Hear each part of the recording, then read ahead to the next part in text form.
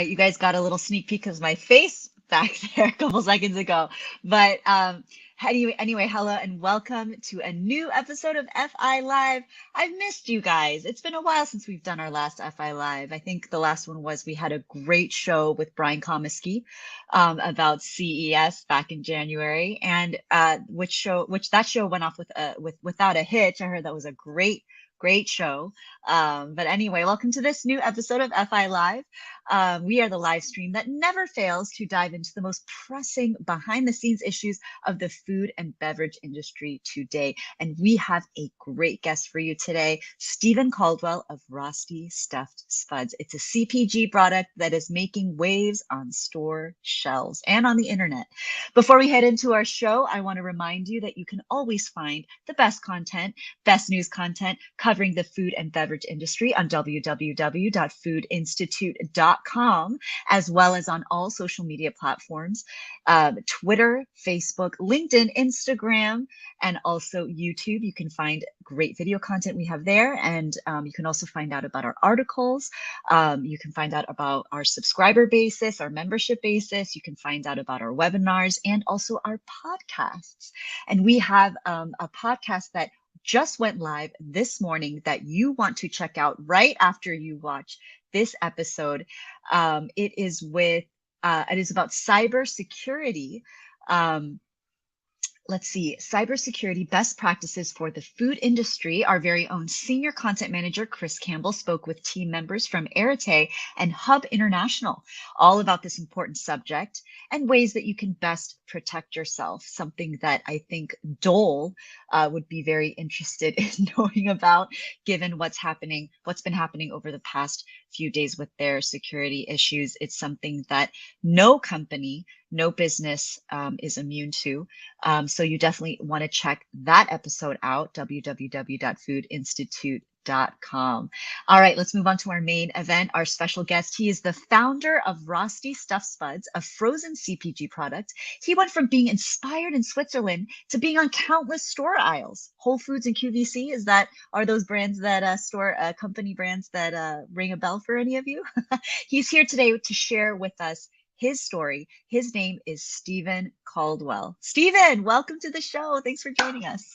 Hey, Susan, long time no see, and it's great to be here again on Food Institute.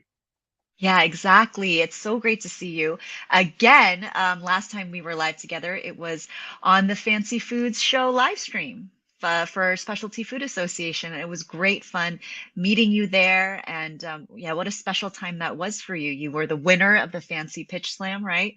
Yep. You know, and so much has happened since then, I am sure. So let's get right into it. Okay, first off, let's share with the world, what is Rosti Stuft Spuds? Susan, it was an inspiration when I was traveling out of country about 7 years ago. And a Rosti Stuft Spud is a crispy, shredded, filled potato bite. Picture a stuffed hash brown. It originated in the canton of Bern, Switzerland about 200 years ago. It was peasant food. Okay, so wives would shred potatoes because there was a plethora of potato fields all over the place, and it was cheap, right? They would hold leftovers from supper the night before. They would shred potatoes like hash browns, fill them in the bottom of the pan. They would fill that hash brown with meats and cheeses and veggies, cover it with another layer of shredded potatoes on top, fry it on both sides, and then they would wrap that up and send it out to the men in the fields. It would sustain them all day, but it would also bring friends and family around the table. And I thought, you know, what an amazing story that goes so deep. Lori and I together have 5 kids, and we use food as to bring friends and family around the table. That's where we really get to the heart of the matter, right? Or the meat of the matter, and try to as much as we can anymore with much little time. But again, it's a stuffed hash brown, and it's for all intents and purposes like an overstuffed tater tot, and they're absolutely delicious. I can't lie, that does certainly look appetizing. Oh my goodness, and what do we have over there? What are you pulling? Can I tease you a little bit?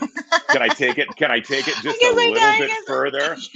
This is what they are. So if you picture shredded, not mashed, shredded filled potato loaded with cheese. Oh, there you go. And Oh yeah, you and look at Brian that told me this melting. morning in the pre-show that you've had the three cheese and your kids love it. Our Mm, kids love it. Moms love it. mm, After school snack. mm. Picture that for breakfast. There's our smile right there. Rosti smile. But they're loaded with cheese, Love it. and that's hot. But that's what a Rosti Stuft Spud is. It's a crispy, Mm, shredded, filled potato bite loaded with different cheeses and just it's meat or it's potatoes and cheese. So where can you go wrong there? mm. So you were saying you were on a trip to Switzerland. You'd had inspiration. I did. You were inspired by that dish that is native to Switzerland. You took it back to the Mhm. States. I mean, tell us about how, the your product was born. What was that like? What was that journey like? Sure. It was something that just resonated with me because I've eaten at different places and places in different parts of the world, from Russia to the UAE and Dubai and China and India and South America.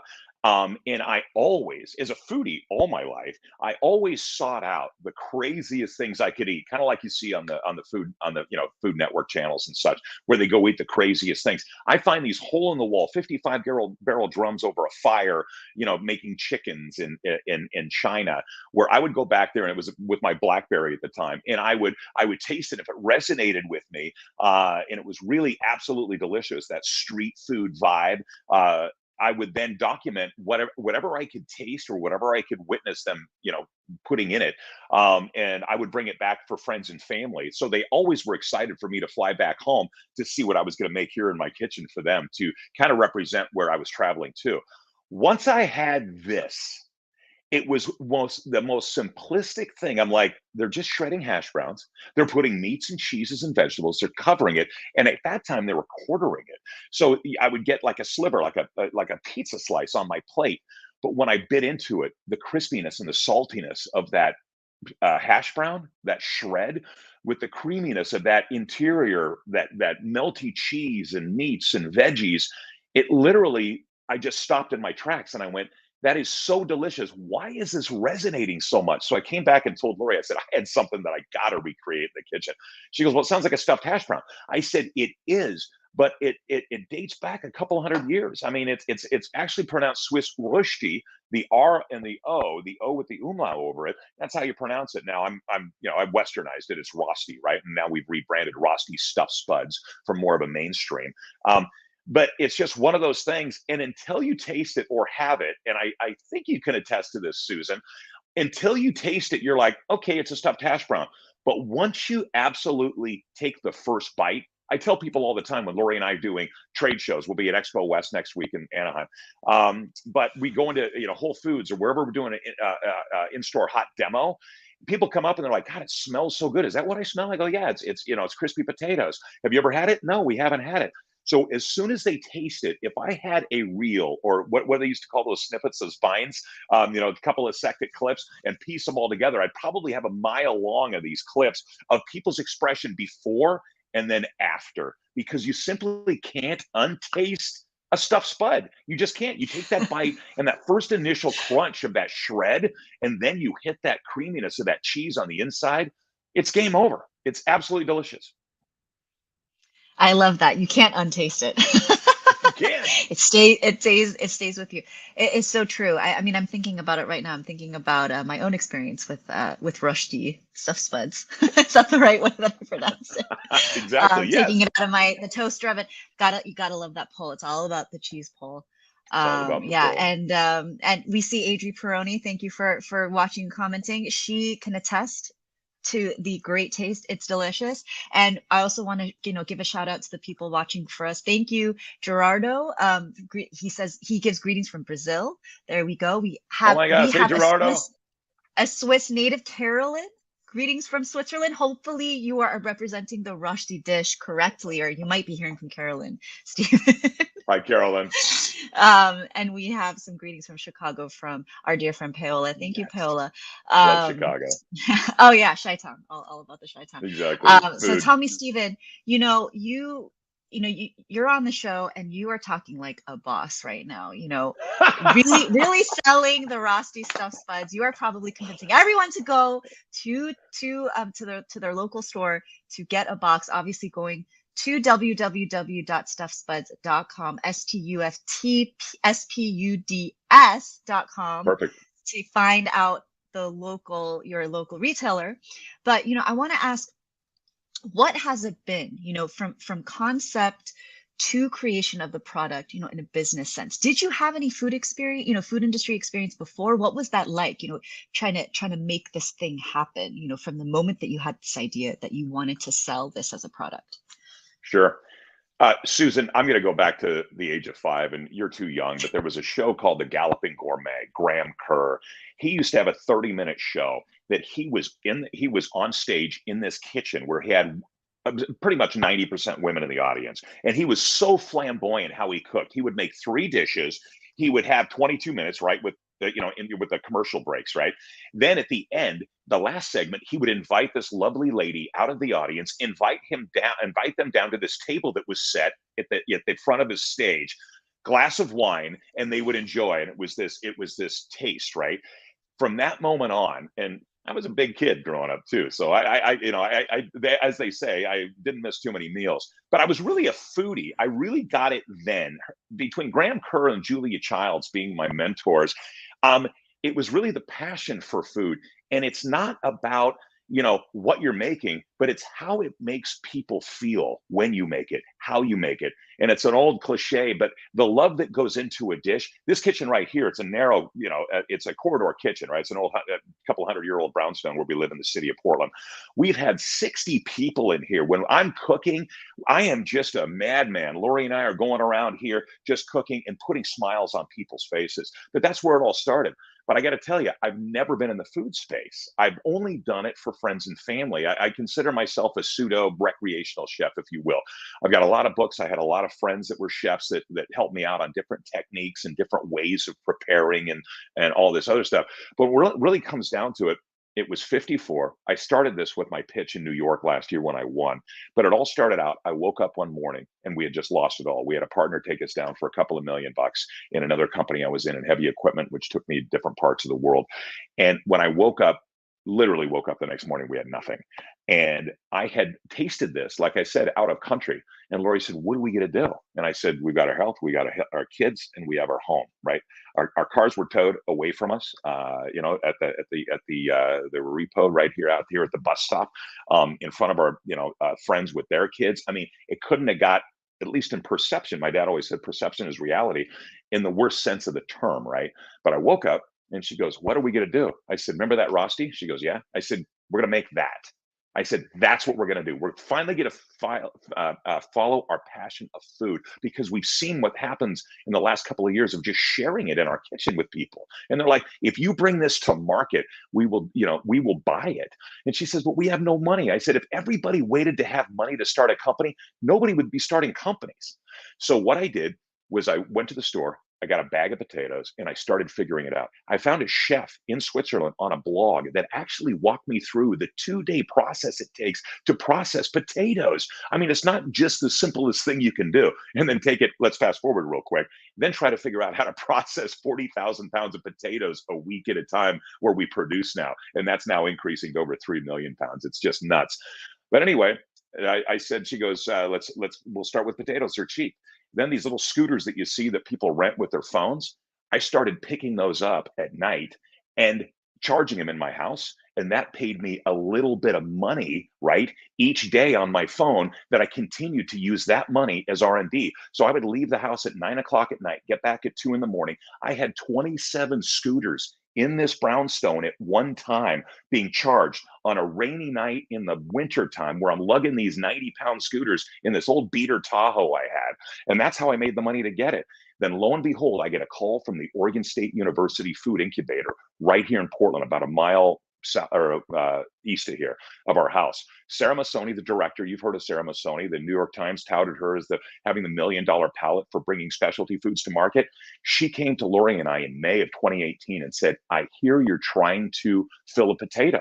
We want to help you with commercialization and food science." So I said, "Great." So she couldn't get us in until October of 2018. So in the meantime, I woke up one morning and I told Lori, "We got a meeting with the Oregon Food Bank." And she goes, we still don't have the money. And I said, I'm picking up scooters every day. Don't worry about it. And she says, well, why are we going to the Oregon Food Bank? I said, first fruits, you give back first. Okay. You've heard the old saying, it's better to give than to receive. So we went and partnered with the Oregon Food Bank and we started feeding the homeless. So that was our fast-paced R&D, where in this kitchen, we would make over 1,000 of these a week. Feed the homeless. They were at-risk youths up to about 18 years old at a church downtown that we would feed every Wednesday night. We'd wear our shirts. We would be branded. Again, perception is reality. We looked like we were a brand. We would be feeding the homeless every week, giving back to our community. And what that did was that gave us the foothold to be able to get into the Oregon State program in October of 2018. And in 8 weeks, we developed 5 flavors. They said, what's your time frame? I said, your winter tasting event is in 8 weeks. I need 5 flavors. I will have the shirts, the mock-ups of boxes, like we've been doing this for years and we've never done it before. I said, I need to know at your winter tasting event where all these stores come in and food bloggers and chefs and restaurants, they all come from Seattle to San Francisco to this. It's an amazing event that Sarah puts on at the Oregon State program. I said, I need it done by then. She goes, that's not very much time. I said, Lori and I aren't doing anything else. I'm picking up scooters. Let's go there every single day and we will be there. December 14th, 2018, 50 different food entrepreneurs, ice cream, beverages, food, and us. The show or the event was over at 7. At 8:30, Sarah comes up to me and says, you still got to line out the door. We got to go. I got to lock this place up. The next morning, I woke up to 2 vendor agreements from New Seasons Market and Market of Choice, totaling 32 stores. John Boyle, Vice President of Market of Choice, Chris Terzlin, Vice President of New Seasons. They both said, we want you on our shelves. I said, that's so humbling. I don't know where I'm going to make it. They said, well, you'll figure it out. And when you do, we want to be the first stores to put it on shelves. So then we go to Fancy Food Incubator Village 4 years ago last month. You may or may not have been there in San Francisco, pouring rain. We're upstairs in Incubator Village. They gave us 24-inch space under the Oregon State banner, and it said Rosti. We had all 5 flavors. Lori and I had shirts. We made 750 of these by hand in this kitchen, froze them, put them on dry ice, checked them on Alaska Airlines, got there, we quartered them, and we served over 4,000 samples. Whole Foods walked up to us the very first day. They had their whole team from Austin, Texas, from corporate, said it was the most innovative potato they'd ever seen. Never seen anything like it because it's never been done before. We actually hold a patent on a filled potato. Everybody said it was crazy to start a food product and then think I was going to get it patented, and it was issued. They signed us that day. I said, I don't know where I'm going to make it. They said, figure it out. You're going on shelves in July. So fast forward, I figured it out. We have our production facility in Texas. They've been an amazing partner. And we didn't hit shelves in July. We pushed it to August 15th. We did our first show in June, Fancy Food in New York, the Summer Fancy Food Show, 6 months later. And that's where we met QVC. And that's, you know, I guess as they say, the rest is history. We hit in 200 stores August 15th, and we've just been moving forward ever since. My goodness. I mean, Did I take a breath? Movie. You could make a movie out of the story that you have just shared, you know, and earlier we put up a comment from our very own, you know, 𝗂𝗍 Brian Choi, turning tragedy into opportunity. You got to go through adversity sometimes, Susan. I heartily agree with that statement. I mean, Stephen, the way that you pulled your bootstraps up so quickly and with such fervor, I really admire that. And I think it's a lesson for us all. It's a very inspiring lesson for us all. I actually remember when I did a story, check FI YouTube, everyone. I did a video on the on a restaurateur who took the concept of the automat and applied it to a series of dumpling shops that are now, you know, very successful. He's a seasoned restaurateur, I think a 3rd generation restaurateur. The biggest lesson he held dear to himself, he said, was you cannot be afraid to fail. You have to embrace failure. You have to embrace trials. You have to embrace hardships. That's how you learn. That's how you become more resilient. That's how you become stronger. Amen. You know, fail fast and fail often. Yeah, you get knocked down, you get up and try again. That's you know, right. and you know, obviously, you know, him being a restaurateur, he knows the meaning of Yeah, of no hardships kidding. and failure, right? I mean, you would know. But you know, I love, yeah, I love, thank you for sharing, your story, about, how hard you fell, but what you did with that, right? And the what you had shared, the the the the really the innovative way that you strategized, but also, in the sincere efforts that you made to help out those who were less fortunate than you, but at the same time you're getting in that R&D time, the feeding the Exactly. homeless youth, but at the same time they were your taste testers, right? Exactly. I love that. I love that. And then I also want to jump forward. I want to hear more about, because this is the theme of our show, going from concept to commercialization. I mean, Sure. go more into detail about when Whole Foods, ran into you and they were like, figure it out. You got to go there in Sure. July, and you went there in August. I mean, walk us through that. What was that like for you on a behind the scenes basis, getting acquainted with finding a good manufacturer, finding a good space? I mean, how did that work out for you?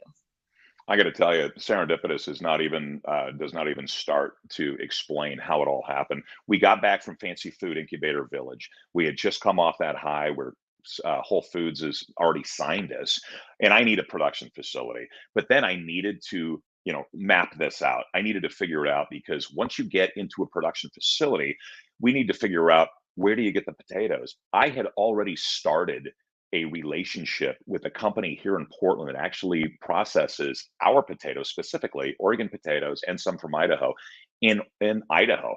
And I needed to understand that if we go on shelves, what is it going to take? What is the forecast we're going to need? Because 80%, 85% of our product is potatoes. I needed to educate myself on right from the source. Are potato crops good every year? I've found out since no. The last couple of years haven't been great. But because I'm a relationship guy, I build relationships with people. I figured it out right off the bat that I made this amazing connection with this lady named Susan at the company that provides the potatoes for us. And now every year, crops are about August and September. We get on the call. I grab a cup of coffee. She gets hers in Idaho, and we sit there and we forecast. And because of the relationship I've built, she just signs off on it. I said this next year is going to be about 3.5, 4 million pounds. She goes done, and she signs off on it. So at that point, I was just building that. Then I need to source ingredients. I need to figure out what are we putting in it. Is it clean label? Whole Foods, you can't have anything in Whole Foods that isn't clean label. Well, as we have it, we are a 5 ingredient or less certified gluten free, vegetarian currently, filled with different cheeses. And that's where it really hit home. And then, like I said before, it's never been done before. I figured out in this kitchen how to actually fill a shredded potato, process that potato. I love QVC. Process that potato, and then figure that out. So now let's fast forward. I'm past the production phase. I've made the partnership with the production facility. We've laid it all out how we do that. We need cartons. We need to get into studio. So the Oregon State program, Sarah suggested a studio here in Portland that helps out and gives discounts to up and coming food and bev entrepreneurs. I went down there, met this amazing photographer, food photographer that does a bunch of national shoots for food, big burger companies and such, named Michael. He puts us in the studio. And when I talk about serendipitous, a couple, Don and Mary, walk over, and they were there because they have a media company that brands and rebrands food brands across the country. They walked over and said, "What is that smell?" And I said, "Well," I explained it to them, right? Give them the nickel tour. They tasted it and they said, "This is amazing. We've never had anything like it." And in the green room, they started telling me their story. They said, "Do you have somebody that represents you? Who's going to do your packaging?" I said, "I don't know." But my dad always told me since a young age, working for him in the auto industry, surround yourself with people that are a lot brighter than you and you'll go far. And then always have street smarts and common sense. So they said, "Well, that's exactly what we do." Fast forward a week, they were at our dining room table, and guess who invested first in our company? And they've never invested in a brand that they've ever represented in 40 years. Don and Mary. And to this day, that was the seed money that we needed to get packaging made, to get the photos done, to get, our production run, and to be able to get into the fancy food show in New York and then hit shelves in July or in August. And then subsequently hit QVC for my first airing of over 40 that I've been on in 2.5 years. Well, actually, it'll be 4 years in October. So, I mean, it's these pieces of the puzzle that you just have to keep your head down because you're learning every single day.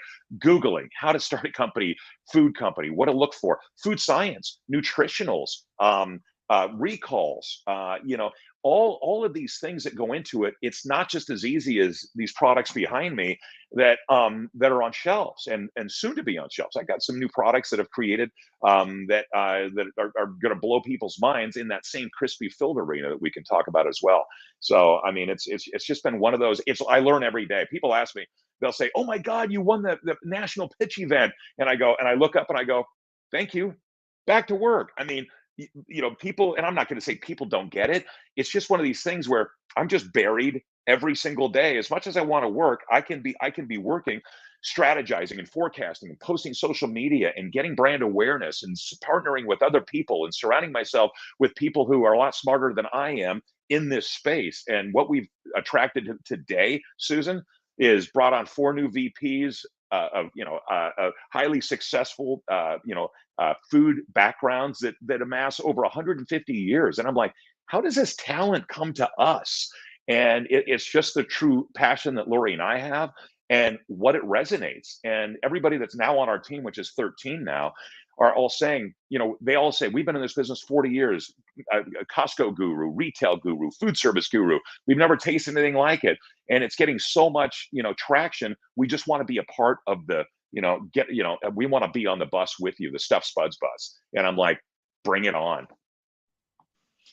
I love what you're saying because it really rings true with a lot of FI Live guests that we've had on.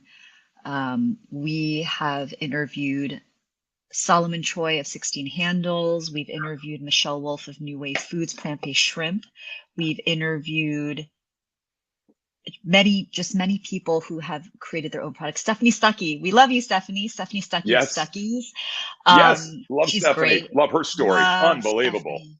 Unbelievable. And the theme that I'm seeing, which you are continuing, is you have to believe in your product. You have to really believe in your product. You have to love your product, and people have to see that passion. Don't be afraid to show that enthusiasm for your product, because people, especially in this day and age, they want to see something real. What we in Food Institute have been seeing on the marketing end is, especially with younger audiences, everyone in the industry is always looking at the younger audiences, Generation Z, and what we're always seeing is they want to see authenticity. They want to see something real, right? They don't want to see, they don't even want to see anything manufactured. They want to see reviews from their peers, right? They want to see the selfie videos, right? That's why they go so viral, right? And that's what I'm hearing as well. And I'm also hearing, which I want to dive into, the next question is the relationships that you've built as you were describing to me the process of scaling those large orders going into commercialization. Stephen, you were mentioning that you had started this company a while back. Forgive me, it was 7 years ago or 5 years ago? It was 7 years ago? It was January 2019. So it was basically 4 years ago. We started the company. We filed for the company a year before. And that's where I was picking up scooters and feeding the homeless and what we were doing as a family and really putting this together. And then October of 2018 as we went into the Oregon State program. Right. So well before the pandemic, right? And as you were just before the pandemic, exactly. Right, yeah. Right. Just before. Sure. So tell me, Stephen, as you were learning and you were building relationships with vendors, retailers, distributors, what was it like building and then maintaining those relationships through the times that we have been through? The pandemic, the post-pandemic, the supply chain issues, logistical issues, labor issues. What has that been like for you as an entrepreneur, trying to still learn and grow and build and maintain those relationships with those behind the scenes, those but still very important intermediaries? Sure. We were absolutely lucky and blessed to have these people behind us, local distribution, HLC, national distribution with Whole Foods. When they met us at Incubator Village, as soon as we launched with homemade product made in our kitchen, they literally said, "We're going to put you in the Pacific Northwest region, 21 stores, and you're going to go global in 2 years." And I'm like, what? And 23 months later, we went global. They're UNFI exclusively, right? We built relationships with them. COVID hits, and UNFI, we're getting emails from the different distribution points around the country saying, "Where's our truck? Where's our truck?" And we're like, "We don't know where your truck is. It's your truck." At one point in October of 2020, they had lost, or they couldn't find, I should say, 5 semis with our product on it. We were out of stock on shelves. All of a sudden, that was a full-time job just to make sure that as soon as it left our facility into our frozen facility in Texas, we were following it in real time to make sure it got here to Portland and to make sure it got to the different DCs around the country. And that was just, people say, "What keeps you up at night?" I said, "I just want our product delivered." And then when we used to be able to ship a full container truck, 40-footer across the country frozen for $4,000. Hello, everybody. Do you remember those times? $2,500 to $4,000 frozen. We're getting quotes for 9,000, 10,000, 11,000. And in the food space, when you're talking about margins that you want to, it's respectable to be north of that 35 and 40% margins. And just the logistics alone and the frozen warehouse is increasing in, monthly rates because they can, right? Everybody is, doing everything they can to survive. And we're just paying through the nose all the way through. But we just kept saying, we need to get it out there, get it out there. I got to tell you, we know a lot of people that suffered really badly throughout the pandemic. And the frozen food aisle, specific to frozen potatoes, which happens to be the highest traffic and most consumed food in the store, we were up quite substantially. Not a lot of margin, but it was moving. And that was a blessing because we were still producing, albeit on a lot smaller scale. People weren't coming into our production facility. They were delaying us and canceling production runs because they didn't have any people because they were out sick with COVID. You imagine hundreds of people in a production line, face to face in so close proximity with each other. It was, for all intents and purposes, just this nightmare. But you know what? Like I said, head down. We had to take it a day at a time, an hour at a time, a 30-minute call at a time, a 5-minute negotiation at a time. If you can please do this for me, I'll do this for you. There was just a lot of that going on. And oh my gosh, to come out to this side and just be doing what we're doing and what we love. It is about relationships, and it is about knowing what you don't know. My dad always told me, always admit you know what you don't know. And I'll tell you today, I know exactly what I don't know. And I know it very well what I don't know. And that's why we have such an amazing team that do know what they know. And Lori and I stay in our lane. They do what they do. And it's just been magical, and it continues to be. So that sounds like another key tip for our audience to take away. You really need to know what it is that your strengths are and being able to delegate Absolutely. those areas that you won't be able to master, and you have to give it to someone who's more qualified. I feel like that really rings true, especially as the Food Institute, my Brian Choi, who's my husband, he took it on. Yep. And he's learning that as well. Because I'm sure that you can experience, for him, when he took on the company in 2020, the company was his oyster, and he really wanted to go in all sorts of different directions. But I think he is learning how there have to be some areas that you have to delegate, because Sure. you have to focus on the strengths that you have. So I love what you just mentioned about that. I love hearing the beeps. Are we toasting more? We're gonna toast some more, because I'm looking at the time and I'm like, there might have been some people that came in a little late, couldn't get here right at the top of the hour. So right, we're going to be doing some teasing in a little bit. Yeah. So okay, it will come. It will come. Okay. In time. Okay. So we'll do some talking while we're waiting, some more talking. So Brian has a question for you, Stephen. Where are you now in revenue, ballpark estimate, and what's your forecast in 2023? Sure. We had it was a big 2022. We had a joint venture partner that came in November of 2019. I'm taking you back a bit to bring you up to answer that question. And they were a great partner. And at some point along the journey, we were growing faster than they wanted to grow with us. So I was able to buy them out last May. We used to be strictly Swiss Rosti, and knowing that we wanted to get out of just a strictly natural channel, which we were perfect in because of the 5 ingredients or less and all the amazing call outs we have. And by the way, 1 2.5 ounce that I showed you that you get in a retail pack is only 110 calories or less loaded with cheese. So it blows people's minds. But anyway, I was able to buy them out in May, rebranded in June, Rosti Stuft Spuds, and that's when we did our rebrand in New York, where I won the national event, and then subsequently you interviewed me there. For 2022, between the time that we ran with my JV partner and then June 1st on, we did about 1.3 million. That being said, I knew from the beginning that this was not just a retail product, Susan. This had much broader scalability in so many different channels, and I'll explain. Retail's amazing. You see these on shelf, which is our Stuft Spuds, and they stand out. And this is our rebranding, and it's just, we are so pleased. We went back to that same studio, and Michael did some amazing shots here. And then on the back of this, if you go into the store, it's all about the love story of the Rosti. And let me give you a little bit of insight. See that hand? The hand model didn't show up for our shoot.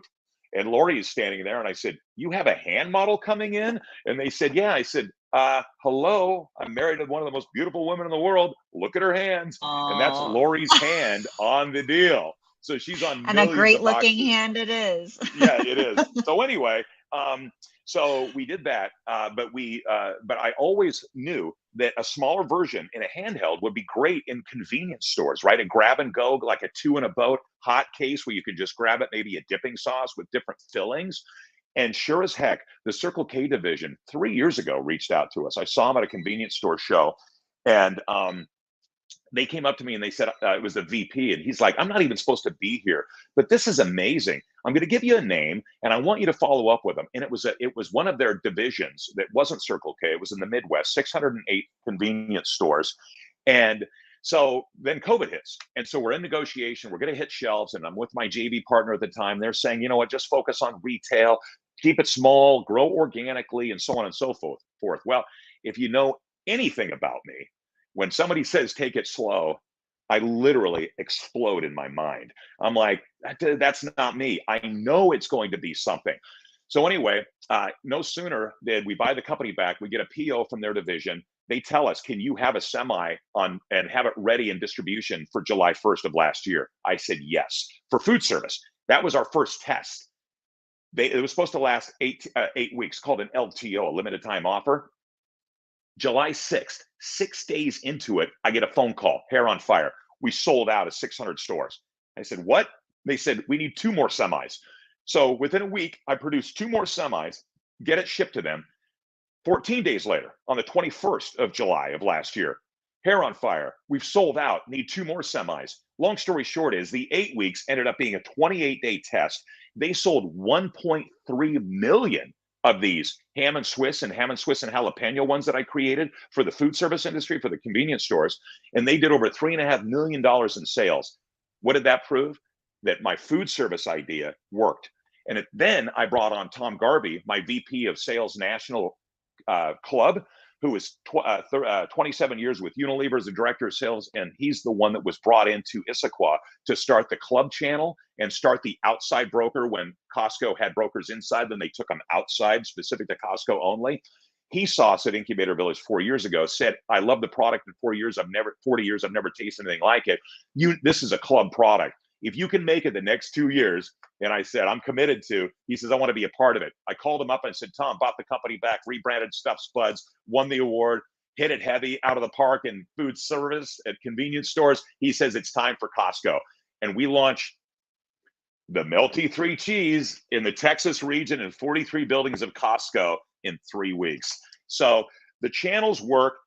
So what I put together, getting around the block here to answer Brian's question, 1.3 last year, but that was just a test. That was almost 600,000 of that revenue was the food service. So we already know what that can do. So then I go to the NAC show, convenience store show in September, met our food service, or October, met our food service VP now, who I hired, who has 20 years experience in food service. We just closed the 𝗟𝗲𝘁 Hackney company representing 16,000 locations east of the Mississippi. And so now for 2023, our 1.3 million currently is about 6 million this year. I believe it's going to be closer to 9, and then we'll be doubling year on year after that because of a successful 60% will be food service. Our club channel is going to be amazing, and of course our retail for our brand awareness. And then during COVID, I met a colleague. I knew a colleague in Switzerland, and we just decided to create yet another crispy filled product that we can talk about too if we have time. That's launching nationally in May.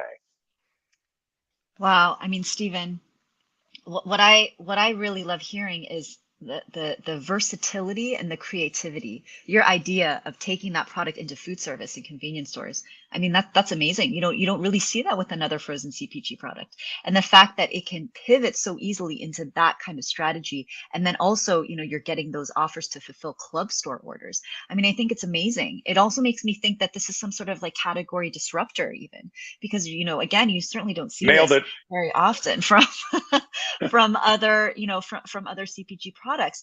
I do want to ask, when it comes to marketing and advertising, how do you strategize your marketing to different demographics if you market to different demographics, and what is the strategy itself for that as well? Sure. We knew from the very beginning that kids loved it. Our two youngest daughters, Allie and Lizzie, were in this kitchen. They were going to cathedral school right up the street. So I have a bunch of pictures I used to post. Take a look at the Instagram at the very bottom, and you'll see them in their Catholic school uniforms right in this kitchen, tasting them. I'm taking pictures of them taking bites, of homemade Rostis and everything else. But moms love it as after school snacks. We did a test. We spent a bunch of money about 2 years ago with my JV partner to figure out who our demographic is. And it's really moms first, 24 to 49, with kids at home, because it's one of these go-to. They get their vegetables. I get it. But it's clean label. So they can pull these out of the freezer, put them in the air fryer in 7 to 9 minutes with our smaller gram, 18 minutes with our larger retail size. And they've got something for an after school snack that's hearty. It's breakfast, it's lunch, it's an everyday play. But moms love the go-to. Then you talk about Gen Zs and Gen Xs, right? The single, they're living in the apartment or the condo. They want to entertain. They want something that's kind of semi-homemade, more rustic, but clean label. I have heard so many times in the last 4 years since we launched, people comment on Instagram or just text me and they say, my guest thought it was homemade, because it's really that rustic. No two are exactly the same, right? And so it's just one of those it factors from a demographic standpoint. Young, millennials, they love to be able to pull it out of the freezer, pair it with a side salad, cut them in half as a pairing for wine or serving for appetizers, just like that. I mean, they're so versatile, but it's really an everyday, from young to old and everywhere in between. But when we're doing an in-store demo, moms walk by. And they'll walk by and they smell it and they think, oh, it's fried. It smells fried. Can't be healthy. So I said, hey, you want to try it? No, I'm fine. Kids walk by. They'll stop and look and they go, And so the moms immediately turn around. What do they do, Susan? Oh, let me take a look at the NFP, right? The nutrition panel. And they're like this. There's nothing in it. Oh my God, are you kidding me? It's that clean. And I go, and I just wait. I don't say anything. And you can tell that mom, right? And I'm you should be that mom to be looking and going, what's in here? But I say that as a positive. And as soon as I it's like tasting it, right? Wait for it. As soon as they see that panel and they're like, well, this is clean. I go, yes, it is. And they're like, son or daughter, do you want to try it? Yeah. As soon as the kid puts it in their mouth, and their moms are like, how picky are kids? They're all picky. Our kids are picky. As soon as they put it in their mouth and the kid goes, oh my gosh, I love it. Lori, right to the freezer, grab 1, 2, 3 boxes. And every single time, I don't want to say it's sad, but we typically do in-store demos like on a Friday or Saturday, right? When the store is packed with people. Well, we bring 3 cases, the store increases knowing that there's going to be an in-store demo, so they increase by 20 or 30%. But you know what a 4-hour demo turns into? never more than 2. We sell out what we brought. We sell out off shelf. I go back and restock it. We sell that out. We always leave. I always take pictures. If you follow my Instagram, I take pictures of it full when we start and it's empty when we leave. And then they don't get replenished until Tuesday. So it's one of those, sweet and sour moments. But it's just one of those things. But mom's predominantly, but you can put this side of plate. You can top the 3 cheese of the raclette. You can take a whole one out of the air fryer, do a perfectly poached egg. And I'm saying that as not from a chef perspective, but anybody can do it. Boil water, tablespoon of white vinegar, swirl it around, put an egg, 1 egg in there, let it go around, set your timer to the second, 4 minutes, take it out, put it on a paper towel, and it's perfect. Put it on a Rosti, put some homemade hollandaise or right out of the pack hollandaise, nor a little bit of chives cut on the bias because I love the visual, and then a little bit of Maldon flake salt to finish it. Your guests think you've been in the kitchen for 2 hours. It took you what? 18, 19 minutes to put it on a plate. And now you've got a brunch or an Easter setting. It's just so versatile. And like I said, it's potatoes and cheese. It's not, I tell people all the time, I'm no engineer. It's not rocket science to fill a potato. Lori and I are just happen to be the first ones to do it. We have the patent to prove it. So, Yeah, I mean, it makes a lot of sense. The versatility of it, the flexibility of it. It could be a main dish, it could be a snack, it could be a side dish. You've for really everybody that missed locked. it, Oh, there we go. Okay, we're gonna get the pull. Are we getting the pull again? There you go. I like to lean in, look at see that. that Yes, action. There you go. look With at that that. ooey gooiness in the center. And that ooey gooiness Yeah, in the center. that's really what gets me. I always like a side of food to go with my melted cheese. So when you've Yeah, got exactly. when you've A got that side of cheesy food. center, yeah, a side of whatever, to go with my melted Exactly, cheese. right? Totally. Chili, nachos, yeah, anything that you can, baked potato. It's like, yeah, just a little bit of that, and then the melted cheese is the Exactly. main is the main dish.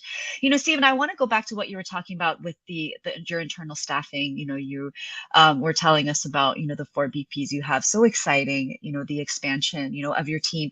Talk to me, as a CEO. What was that process like about, deciding, when to pull the trigger on, okay, yeah, we need to Sure. expand on staffing, and, what is our needs in terms of, the specific types of roles that need to be filled. Talk to us about that process for you. Sure. I got to tell you, so Don and Mary, they met us, like I said, 4 years ago in the studio. So now we've got a solid team. Don was 17 years vice president of Reese's Fine Foods here in Oregon. Largest potato salad, potato hash browns in parts of the world. They're one of the biggest. So he's got that experience. Mary's got the media experience. So they're a solid base, and now some of our closest friends. Then we buy the company back, we rebrand it. Tom comes on board. It's time to do club. Huge commitment. We've got to go back into the studio. We've got to figure out the carton size. We've got to do all that stuff. Then we have to check all the boxes for Costco. That is not an easy task. Tom's been doing it for years. He put me together with the broker 𝗂𝗶𝗴 right in 𝗟𝗂𝗁, the top broker for Costco. They actually own a building next door to corporate of Costco. And so what better representation than them? And they're very picky about the brands they represent because they're a boutique broker, but they represent Costco all over the world. Matter of fact, Asia's signing on with us, and so is Canada. So it's just very exciting with club. But I couldn't have done that. Tom solidified and proved out that portion of it. I got us into the food service, but I knew that I couldn't manage food service. That was a needle in a haystack. I'm not the food service guru. I just happened to run into somebody by chance, and I tell people all the time, nothing's by chance. It's all part of the plan. So when I met the gentleman at the next show, Sean Moore, we started talking, and out of the blue in November, he calls me up and he says, the company that you met me at the show, the chocolate company, they're not moving forward. They're scaling down, and they said that they got to let me go. And I said, really? So I said, let's talk. So he came on board, and I said, what do you think of the brand? He says, if I could represent your brand, he said, I will kill it. And no sooner did the ink hit the paper on the agreement, boom, HT Hackney. So now he's in the corporate kitchen. I'm on video. He's cutting all the products, showing all the chefs with the head chef, documenting how to do it in a turbo chef, how to do it in deep frying, how to do it in an impingement oven, how to do it in a convection oven. He's getting all this data while I'm on video, just basically there to be the founder and the storyteller.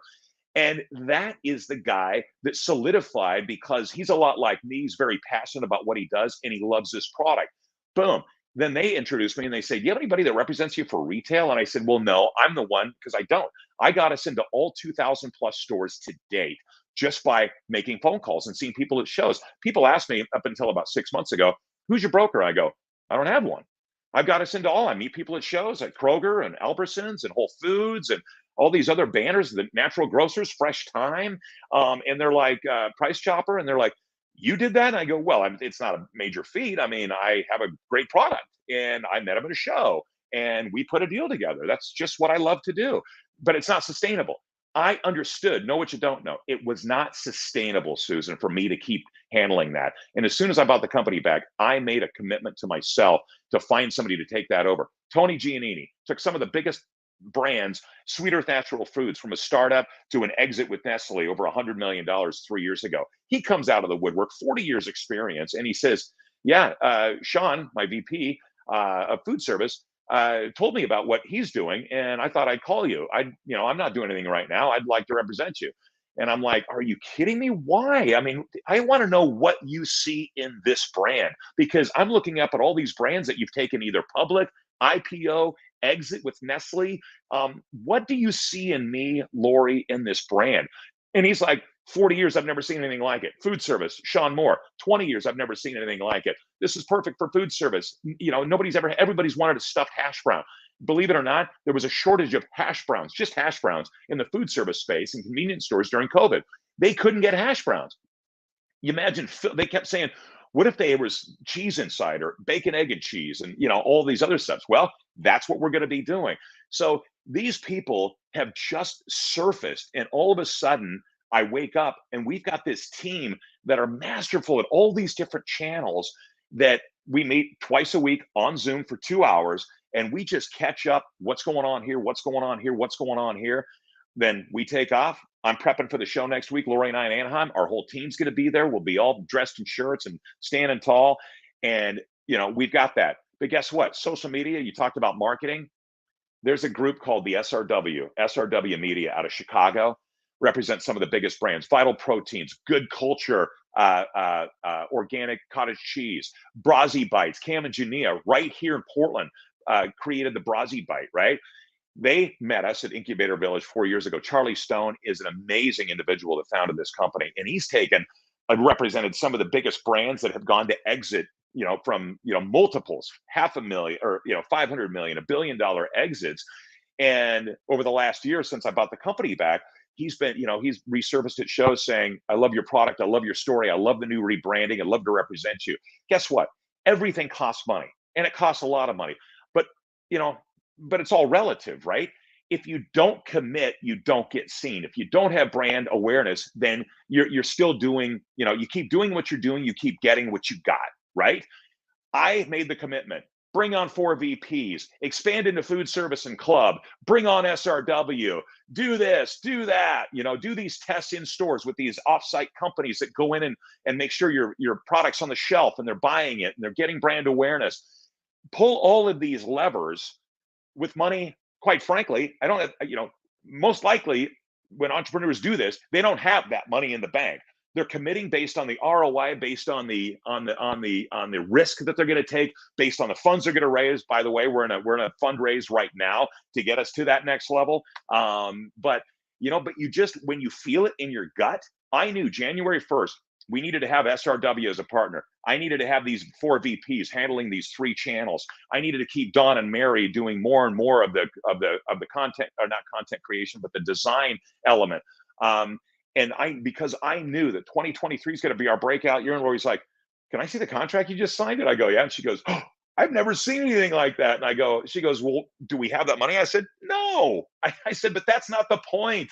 Where, all of this, you need to bob and weave. You need to make these commitments. You need to have a way out, obviously, to get the funds to do this. And we just had people come out of the woodwork saying, we will work with you. We love your brand. Let's go now. We'll figure it out after. And that's what this brand has attracted, Susan. And I pinch myself every day. I look in the mirror and I look at my team and I'm like, are you freaking kidding me right now? But these are some of the biggest names in the industry, and they keep coming. And I keep just going, thank you, right? That's that I love what I love what I'm hearing, which is, you're just all in, like you were saying, All pull all in. the levers, commit, invest. That's kind of the wisdom that I'm hearing from you is like, don't ever be hesitant, go for it. If you have the passion about your product, go for it. And surround And yourself with wise counsel, right? That's what my team right. is doing. So it's not just write the check, write the check, write the check, but it's like, people, what do you think? You And they're got like, people keeping you accountable. exactly, Yeah. exactly. Yeah. That's exactly right. No, that's great. That's I know we great. don't have a lot of time, but I did want to jump in. A colleague of mine, Sure. Thomas Froelich in Zurich, Switzerland, came up with a friend of his with an idea a couple of years ago, Father's Day. And it was a concept to fill something, but not potatoes. Fill an actual fondue bite. Everybody's had cheese fondue, right? Well, we were able, with their initial development of a product, I was able to spend 6 months in my kitchen here, recreate it to where it was commercial, to be able to be commercialized. And we're launching 𝗂𝗄𝗃, just took this as their 𝗂𝗃 program, and we're launching nationally in May. It's the first ever. The Rosti is the first ever Rosti Stuft Spud. This is the first ever cheese fondue bites that we're branding the Rosti Stuft Fondue. So it's crispy cheese on the I outside love it. with ham and Swiss on the inside, and ham and Swiss and jalapeno on the inside. So we'll get 10 of these to a box. So this, coupled with our Stuffed Spuds, is a brand extension, Susan, that will continue to put smiles on kids' faces and to be able to give you, again, clean label, keto friendly, by the way. And it's going to be something in a handheld that, once again, has never been done before. So we continue to say, keep it crispy, my friends, because we keep filling stuff. I love it. Thank you for showing us these two new products. I like seeing the jalapeno. I am a person with a spicy preference, so I'm glad that you have ticked Excellent. You'll off be a that fan. box. Before we go, I want to remind people of what you had mentioned, Stephen. You will be at Expo West, one of the Yes, largest conferences in the food industry at Anaheim, absolutely. California, happening next week. Stephen, tell us your booth number. Where can people find you? Our booth number is 1403. So we're in Hall B. Last year we were in A, but it's right there. A lot of traffic, a lot of excitement. It's an inline. So as soon as you walk in, turn right or turn left, you're going to find us. First of all, let your nose do the walking, right? Everybody will smell us from 2 halls away from that crispiness that you'll be, smelling out of the air fryer. Come on by, taste the Rosti Stuft Spuds, taste some fondue bites, and just absolutely say hi. And we look forward to seeing everybody there. 1403 Rosti Stuft Spuds. All right. Stephen Caldwell, founder and CEO of Rosti Stuft Spuds. Stephen, such a pleasure. Thank you for being on the show. It was a delight. Susan, and as soon as I got the invite, I'm like, absolutely, I'm all in. I love you and Brian, your whole family. I love everything about the Food Institute, what you guys are doing, and keep telling these stories. And Brian, thank you as well. This has been a delight to share our story and to continue talk crispiness to everybody. And thanks again. All right, spreading the crispiness. I like it. Staying crispy. You can find more about the product at www.stuftedspuds.com. That's STUFTSPUDS.com. You see the website right there. And before we go, I want to promote our next FI newscast episode happening on Friday at noon, March 3rd, 2023. Our featured guest will be Hunter Thurman, president at 𝗟𝗲𝘁, a consumer cognitive insights firm. It's going to be a great conversation that I will have with Hunter. You won't want to miss that episode. This Friday at noon. Well, that about wraps it up for FI Live. My name is Susan Choi, FI Digital Media Director. I hope you enjoyed this live stream, and I hope to see you again soon. Thanks so much. Take care.